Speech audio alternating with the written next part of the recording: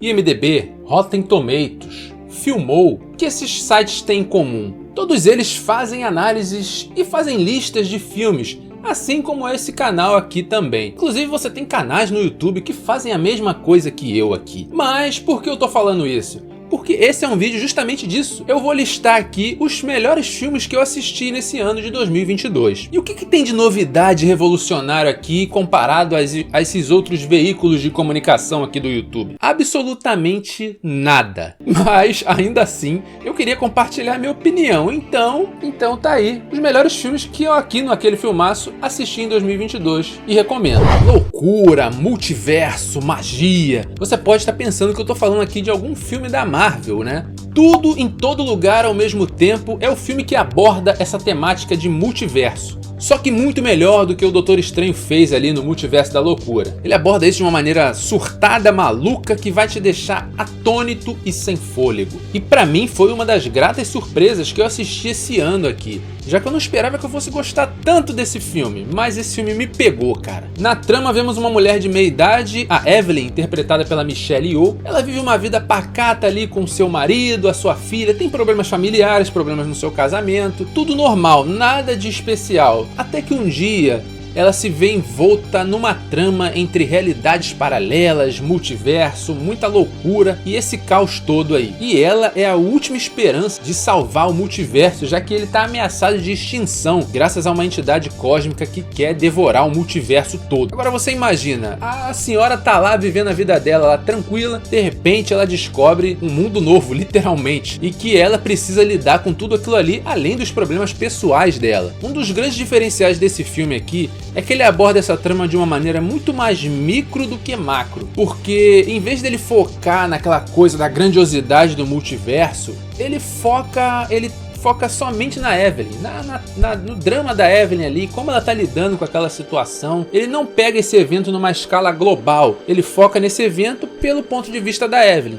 E pra mim esse é o grande acerto desse filme, porque você cria uma empatia com a Evelyn muito grande, você se envolve ali nos problemas dela, você quer ver mais da vida dela ali, e isso faz com que você embarque naquela jornada, né? Você quer ver como é que ela vai se sair naquela situação maluca ali que ela tá vivendo. E em meio a tanta maluquice que esse filme tem, ainda assim ele consegue ser um filme emocionante, divertido, com cenas de ação muito bacanas e com certeza um filme imperdível. Se você não assistiu esse filme, assista, porque é uma das coisas mais singulares que você vai assistir provavelmente esse ano. Bom, e quem diria que eu ia colocar o Adam Sandler aqui nessa lista? Mas a verdade é que quando o Adam Sandler não tá fazendo comédia, ele é muito bom em fazer drama. E Arremessando Alto é a prova disso. É um clássico filme de superação com a temática de esporte aqui. E ele é tão competente no que se propõe, a mensagem dele é tão bacana que ele me pegou. De alguma forma, esse filme ele entrou ali na minha lista de melhores. O Stanley, que é o personagem do Adam Sandler, ele interpreta um olheiro que trabalha aqui para a NBA.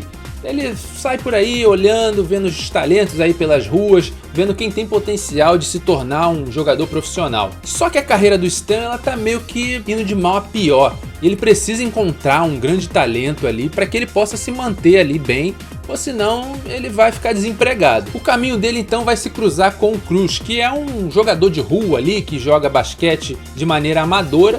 Os dois se cruzam ali e o Stanley ele logo percebe o talento que o garoto tem e o potencial que ele tem para se tornar um grande. Mas é claro que o Cruz, por mais que ele seja bom, para ele se tornar um profissional do nível da NBA é um caminho um tanto quanto difícil, em que ele vai ter que abrir mão de muitas coisas e vai ter que ter o máximo de dedicação possível. E o filme ele foca no relacionamento do Stanley e do Cruz ali. O Stanley ele tá quebrado não só financeiramente, né, no caso, mas emocionalmente também, né, com toda essa pressão que ele tá tendo no trabalho ali. E o Cruz ele é um jovem que de origem humilde ali, que tá sempre meio desconfiado de tudo, já se envolveu em problemas com a polícia, mas que tá tentando ali também o seu lugar ao sol. Então o filme ele foca nesses dois personagens ali, como um vai ajudar o outro a chegar em lugares mais longe. E essa aqui é a trama de superação que esse filme aborda dos dois personagens ali. É muito interessante, é muito fácil você se conectar com eles ali e querer ver aquela história. Esse é aquele tipo de filme que você assiste e se sente bem no final, porque ele te passa uma mensagem muito bacana ali pra quem tá assistindo. Vale destacar também um elenco, já que a maioria dos atores desse filme aqui, os jogadores que que aparecem aqui são jogadores mesmo da NBA. Então se você é um fã de basquete da NBA, você com certeza vai reconhecer essa galera aqui. Arremessando Alto é um filmaço de superação que vai tocar o seu coraçãozinho, mesmo que ele seja de pedra. Mas ainda assim eu recomendo.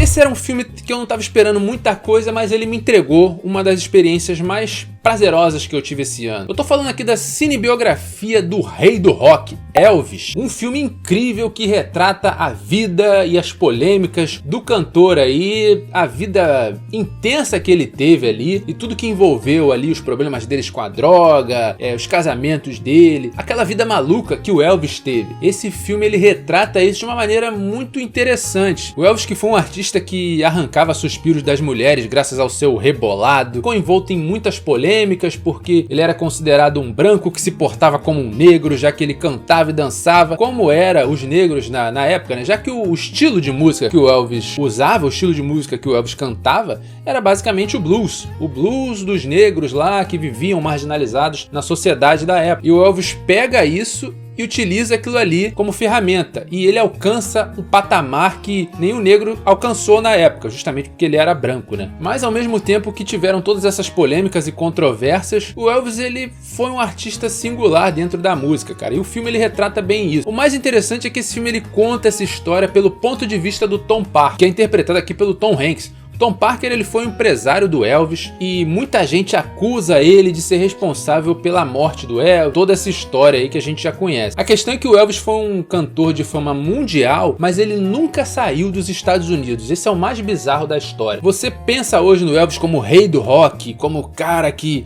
mudou a música como um todo ali, mas o Elvis ele nunca sequer fez uma turnê internacional. Aliás, esse era um sonho dele, mas o empresário dele na época sempre vetava aquilo, dizia que não era seguro para ele, que não era o momento. A verdade é que o Tom Parker ganhou muito dinheiro com o Elvis e aquilo ali, ele era meio que a galinha dos ovos de ouro dele. Ele não queria que o Elvis ganhasse o mundo porque provavelmente ele iria perder aquela bocada ali. E algumas pessoas dizem que essa frustração na carreira dele justamente foi o que levou ele a óbito, né? Já que ele provavelmente deve ter ficado deprimido e acabado usando mais drogas, esse tipo de coisa todo, e esse fim trágico que ele teve. É claro que eu tenho que citar também o Austin Butler, que é o ator que interpreta o Elvis aqui, que é praticamente irreconhecível, cara. Se tivesse um multiverso com vários Elvis, com certeza essa versão do Austin Butler seria uma versão do Elvis, porque o cara, ele encarnou o Elvis de uma maneira inacreditável, em uma atuação absurda, cara. O cara realmente mandou muito bem. Esse filme com certeza é uma cinebiografia que merece a sua atenção, ainda mais se tratando de um dos maiores artistas que viveu aqui nessa terra.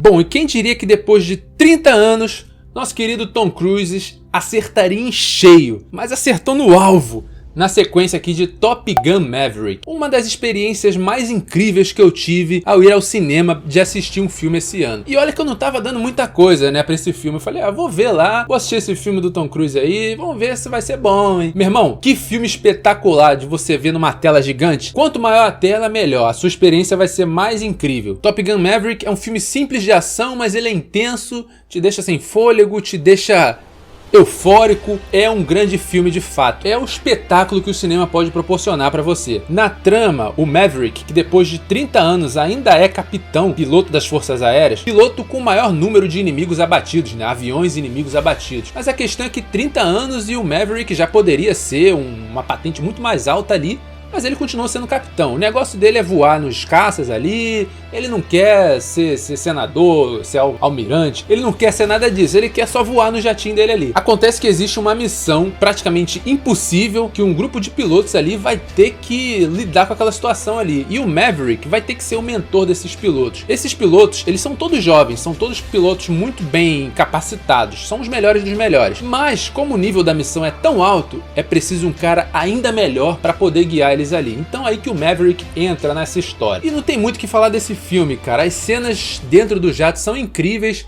Esse filme ele não usa nenhum tipo de fundo verde.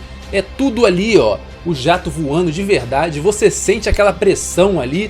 Você sente os jatos e tal, como se você estivesse ali junto com eles, cara. É um negócio absurdo. A adrenalina desse filme, ó, se mantém lá em cima do começo ao fim. A história é muito boa, ela respeita o filme original ali, respeita os personagens. tem uma mensagem bacana, enfim, é um grande filme que com certeza mais do que merecido todo o sucesso que ele fez aí. E ainda tem o Tom Cruise, que prova que o cinema raiz ainda tem espaço no cinema, sim. Bom, e que tal um filme de ação maluca e descompromissada, só pra você desligar o cérebro e se divertir? Essa é a proposta desse filme aqui, Trem Bala, estrelado pelo nosso querido aqui Brad Pitt. Trem Bala é uma porra louquice sem tamanho, é tiroteio, é ação, é humor escrachado, no melhor estilo Deadpool. Aliás, não é à toa, já que esse filme ele é dirigido pelo mesmo diretor do Deadpool. Então é o mesmo estilo ali do Deadpool, só que com uma outra história. Na trama a gente vê o Brad Pitt aqui, ele é um assassino azarado que pega uma missão meio simples. Ele tem que pegar uma mala e viajar de trem. Ele vai viajar de Tóquio a Morioka. E ele tem que levar essa mala, só isso, levar de um ponto A ao ponto B. O problema é que nesse trem bala que ele vai pegar para levar essa mala, tem uma porrada de assassino profissional que quer botar a mão naquele conteúdo ali daquela mala. E aí, meu amigo, aí é que o caos e a confusão vai estar instaurado. Aí é que o negócio vai desandar mesmo, porque então uma série de desventuras em série vão cair aqui no colo do nosso querido Brad Pitt aqui, que vai ter que lidar com todo tipo de maníaco querendo a cabeça dele aqui. E ele tem um jeitão meio atrapalhado ali, que vai levar ele a deixar ele em situações no mínimo complicadas. É um caos generalizado em alta velocidade, já que ele tá dentro do trem mais rápido do mundo. Se você gosta de ação, porra louquice, sarcasmo e, como diria o Deadpool, dedo no cu e gritaria, esse filme é pra você, pode assistir que a diversão é garantida. E tá nessa lista porque foi um dos filmes mais divertidos que eu assisti esse ano, com certeza. Esse foi um bom ano pra você que gosta de filme de terror, porque a gente teve muitos bons lançamentos esse ano aí, que pipocaram aí, por aí, grandes filmes do gênero, que foi até difícil escolher um filme pra botar nessa lista, de tanto filme bom que teve aqui esse ano. Mas como eu tive que pegar um pra ser o representante desse gênero aqui, X, A Marca da Morte, foi o filme que eu mais gostei esse ano, pode se colocar dessa forma. Aqui o diretor T.I. West, ele faz uma homenagem ao cinema slasher da década de 70, aquela safra boa de filme da década de 70, como Massacre da Serra Elétrica, os filmes lá do Wes Craven, como Quadrilha de Sádicos, entre outros. Enfim, essa foi uma época gostosa pra quem gosta desse gênero. E o X, ele pega toda essa estética e abraça nesse filme aqui. Aliás, esse filme ainda tem a nossa queridinha do momento aí, que é a Jane Ortega, que tá famosa aí pela série da Wandinha, tá todo mundo falando, mas ela tá nesse filme aqui também, entregando uma atuação competente. Na trama aqui você tem Wayne, que é um produtor de filmes adultos, filmes pornô mesmo, para maiores de 18. E ele aluga uma cabana numa fazenda para ele rodar ali um filme novo. Ele leva lá os atores, os cameramen, porque ele queria fazer um filme para maiores de 18 ali, então ele vai para aquele lugar ali isolado no mato. Essa fazenda pertence a um casal de idosos, né? A senhorita Pearl e o outro velho lá que eu esqueci o nome. Eles alugam para conseguir uma grana ali, alugam para a equipe fazer as filmagens dela. Essa fazenda é grande e ela tem a casa principal, que ficam os idosos, e essa galera fica meio que numa casa mais isolada ali na propriedade. Iam ficar cada um num canto ali. Até aí, tudo bem. A princípio, o casal de idosos ia ficar lá, eles vão ficar ali, fazendo o filmezinho deles ali. Só que com o passar dos dias, começa a acontecer algumas coisas estranhas ali naquele lugar. Quando a idosa da casa, a Pearl, começa a stalkear ali a galera nas filmagens, a véia começa a ficar assanhada ali com aquelas gravações, as meninas ali todas muito bonitas, né, corpos esculturais, os rapazes também bem viris. A véia começa a lembrar dos tempos dela, de juventude, começa a ficar assanhada querendo ver aquilo ali. Paralelo a isso, algumas pessoas ali da equipe de filmagem, da galera que tá trabalhando ali naquele filme, começa a desaparecer de maneira misteriosa. Ninguém sabe o que está acontecendo. Eles começam a só desaparecer. Não vai demorar muito até que o negócio começa a sair de controle ali, já que aquele casal de idosos ali vão mostrar que eles não são tão inocentes e pacíficos quanto aparentavam ser. A véia aqui, a Pearl, é interpretada pela Mia Goth, que tá irreconhecível com tanta maquiagem aqui. Eles envelheceram uma atriz jovem para fazer esse filme aqui e ela ficou irreconhecível. X é um filme bem original e divertido. Eu gosto da estética setentista dele. Ele tem uma imagem meio amarelada, meio granulada, o que dá a impressão de que você tá vendo um filme da década de 70 mesmo. Parece que você tá vendo um filme velho. Eu acho isso genial, cara. Ele dá tem aquele cheirinho de VHS mofado, sabe qual é? esse filme ele transmite bem essa sensação. E ele é sangrento, tem uma trama original e é um filme extremamente divertido. Vale muito a pena assistir se você curte o gênero. E se você pretende ver ou já viu esse filme, eu recomendo muito que você assista a prequel desse filme. O filme se chama Pearl. Ele é estrelado pela Mia Goth e ele conta, sabe a véia desse filme aqui? Ele conta a história dela quando ela era nova ainda, né? Então ele funciona meio que como uma prequel mesmo desse filme aqui e é dirigido pelo mesmo diretor, o T.I. West, né? Eu acho que a ideia dele era criar um universo aqui em volta desse filme. Se você se interessou por essa proposta, eu recomendo muito que você assista os dois filmes porque os dois são muito bons. Vale bem a pena. É difícil um filme de guerra me impressionar hoje em dia, mas esse filme me impressionou. Nada de Novo no Front é um filme estrangeiro que estreou na Netflix esse ano e foi um filme que me deixou, no mínimo, incomodado. Ele é uma adaptação de um livro que conta a história dos jovens que vivem na Alemanha e que resolvem se alistar para o exército ali para servir ao país dele na Primeira Guerra Mundial. Paul Baumer e seus amigos ali, eles são jovens, têm aqueles ideais de que o país está em guerra e eles precisam fazer algo pela sua nação, já que os seus familiares supostamente estariam em perigo graças à ameaça estrangeira. E eles precisam lidar com aquela situação, então eles resolvem se alistar. O grande lance é, quando esses jovens chegam ali no front, eles percebem de que o ideal e tudo aquilo que eles acreditavam não passava de uma mentira, cara. Porque na guerra não existe heróis, são só perdedores. Principalmente os soldados, a galera que vai no fronte de batalha ali. Eles só estão ali pra morrer, já que quem se beneficia dessa guerra são só os generais, os políticos, a galera que tá por trás ali do seu gabinete tomando o seu whisky, planejando um novo ataque, um novo movimento, enquanto os peões vão na frente para morrer, se matar entre eles ali, em prol de uma ideologia que muitas das vezes eles nem acreditam. E esse é o grande lance de Nada de Novo no Front. Ele é um filme cru sobre a guerra. Ele não é como um filme americano que glamoriza o herói que vai à guerra lutar pelo seu país. Não, aqui ele mostra aquilo ali da maneira com que é de fato. E esse filme, por mais que ele seja um filme batido, ele executa essa trama ali, essa história de uma maneira muito bem feita. Ele é um filme que com certeza vai te impactar de alguma forma. Eu fiquei emocionado em algumas cenas, me foi incômodo ver algumas cenas, não por ser violenta ou coisa do tipo, até porque esse tipo de coisa não me incomoda muito em filme, mas pelo contexto da coisa em si, a dor de toda aquela situação ali. E você pensar que assistindo aquilo ali você faz um paralelo com os nossos dias atuais, que o ser humano pouco evoluiu comparado àquela época lá. E no final das contas fica difícil você não se emocionar, não ficar na bad no final desse filme. Afinal, cara, não tem vencedor numa guerra. Nada de Novo no Front é um filmaço indigesto, mas que você tem que assistir. Recomendadíssimo. Sempre que eu ouço o nome do diretor Robert Eggers, o meu alerta, as minhas anteninhas de filme bom já ficam ligadas, já piscando.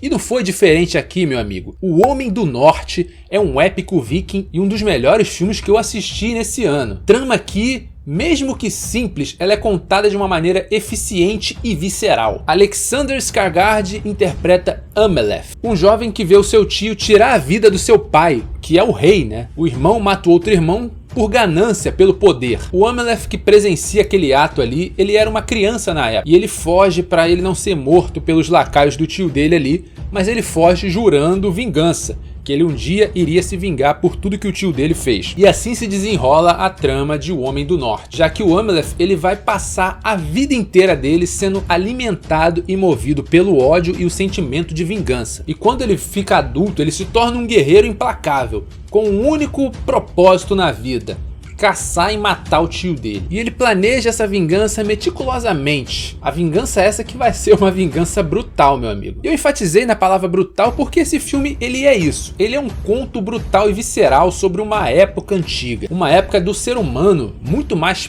primitivo.